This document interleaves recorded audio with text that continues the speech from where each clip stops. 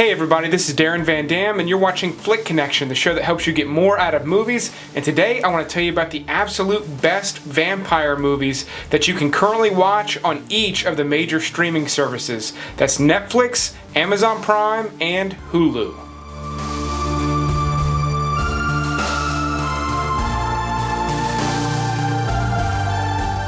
Starting off with Amazon Prime, there's a really cool little small vampire movie that's essentially a comedy, kind of a gross out comedy, called I Had a Hell of a Time at House Harker. Now when I say small movie, this is a very, very low budget movie, but it's very, very fun. The actors have a really great time. It's kind of a cool story about these brothers that have like vampire hunters in their lineage. Essentially they have what we'll call a huge party or an event, and everyone inside the house ultimately gets turned into vampires. Now, that is a huge spoiler, but that is the reason to watch this movie. That's what it's about. That's the hook. That's the only reason you should be tuning in. It's a lot of fun, though. It is very, very bloody, but it's funny blood. People that don't really like gore will probably still like this movie. It's just buckets of blood. It's not like a lot of guts and really, really gross out stuff. I recommend checking it out if you're into that type of humor, but I would say this is one of the lower ranked ones on this list of 10. Watchmen is another cool vampire comedy that's on Amazon Prime. This one's got a higher budget. It feels kind of like Shaun of the Dead, but instead of zombies, everyone in this office is essentially being turned into sort of zombified vampires. They're bloodthirsty, so this does count as a vampire movie. Just like House Harker, it's bloody, it's funny, it's a similar type of movie really, except this one is a little glossier. I think the writing's a little bit better on it, which means if you liked House Harker, you're going to probably like this one even more. It doesn't really have the charm of the smaller movie, but it is still a small movie and it still does have that factor in it. Now for really the last funny vampire movie on this list, and then we'll get into some more serious ones, What We Do in the Shadows is by far the funniest vampire movie I've ever seen. It's easily one of the top ones ranked on this list. I've talked about it recently, so I'll be fairly brief, but it's from New Zealand. It's got a really unique brand of humor. Jermaine Clement from The Flight of the Conchords is in it. It's mockumentary style, so, you know, it's inherently going to be funny for that. And then just because it's vampires, there's so many funny gags in this one. Like I said on Wednesday's video, I will be watching this one every single Halloween for the foreseeable future. It's that good. Now for my last Prime recommendation, it's another really small movie, but it is a much more serious vampire movie. It's called Hunted. It's from Canada. I was really surprised by this one, and odds are a lot of you have not seen it because it's very, very buried on Amazon, like a lot of good stuff. This is a small little movie. It's going to land somewhere between a movie like Twilight and something like Let the Right One In. Those movies are on complete opposite ends of the vampire spectrum, and Hunted is right in the middle. So that means Twilight fans will probably enjoy it, and people who did not like Twilight, that liked movies like Let the Right One In or Let Me In, the American remake, will like this as well.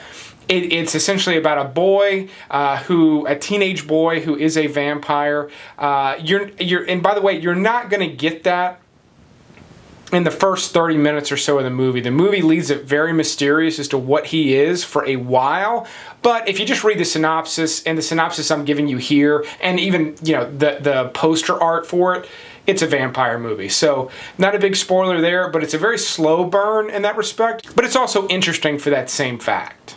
If you like this type of content, definitely click the subscribe button and be sure to click that little bell icon. That way you get notifications when I put a new video like this out, which I do at least 3 times a week. So if you subscribe, you will never run out of good movies to watch on streaming services.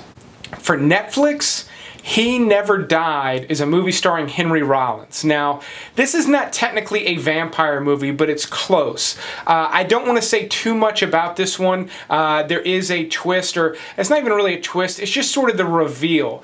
You're basically wondering the entire movie, kind of what's the deal with his character, what's going on. He's clearly like feeding on either blood or human flesh. He's clearly been alive for a very, very long time. If you clicked on this video and you want to see a vampire movie, this one checks all the boxes except for maybe Fangs. But that said, Henry Rollins plays a really cool character. If you're a fan of his, this movie's a must-watch. If you don't even know who he is, you'll probably still enjoy this. I would relate this one, out of all the ones on the list, I would compare this one most similarly to the WB show Supernatural. Fans of Supernatural will dig He Never Died, so definitely give it a shot. The most classic one on this list is currently on Netflix, and that's The Lost Boys. I don't need to go on about this movie for too long, but it's a classic for a reason. It's really solid, it's really well done, and the thing about watching it today is it's got this really cool 90s vibe to it that you can only get from a movie really made in the 90s, and this one is really one of the better just sort of 90s vibe movies. If you've been a fan of Stranger Things on Netflix, if you love that show, and you never saw The Lost Boys, you definitely need to watch The Lost Boys soon.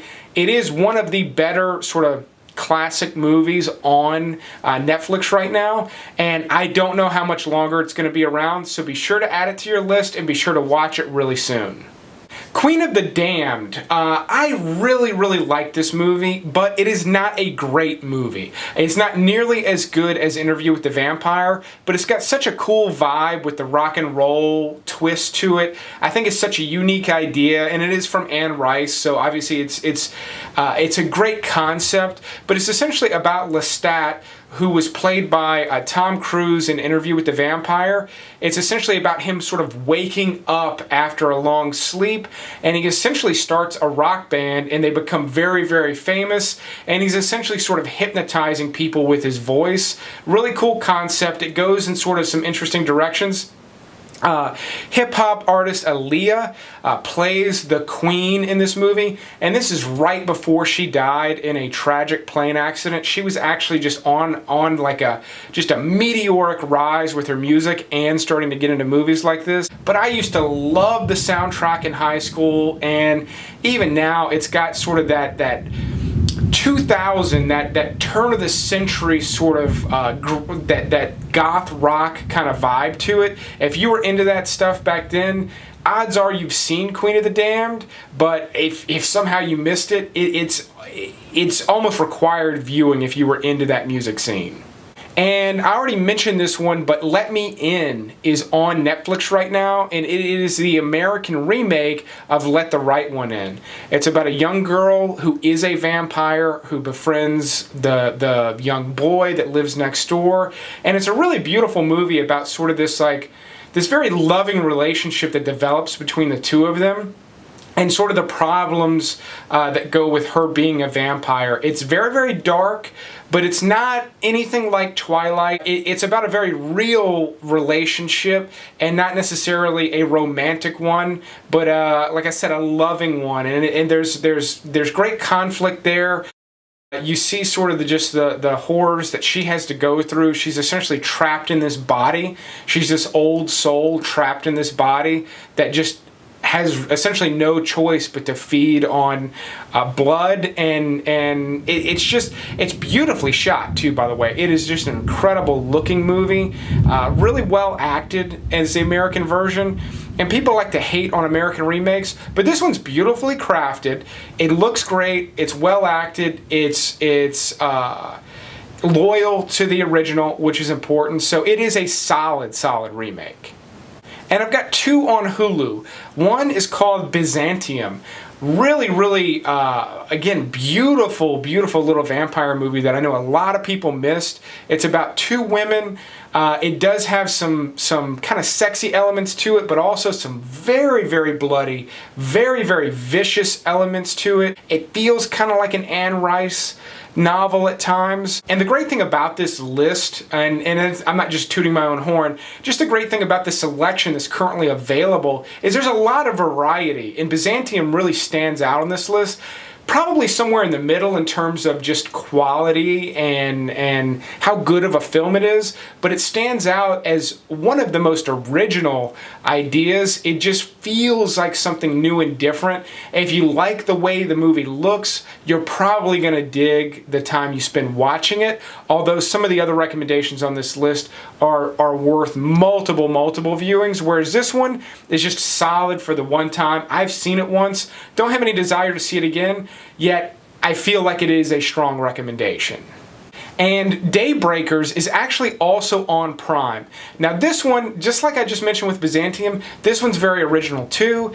It's a dystopian future where vampires have taken over. Essentially they've turned everyone into vampires and there's very few humans left. The problem with that is they're running out of blood supply.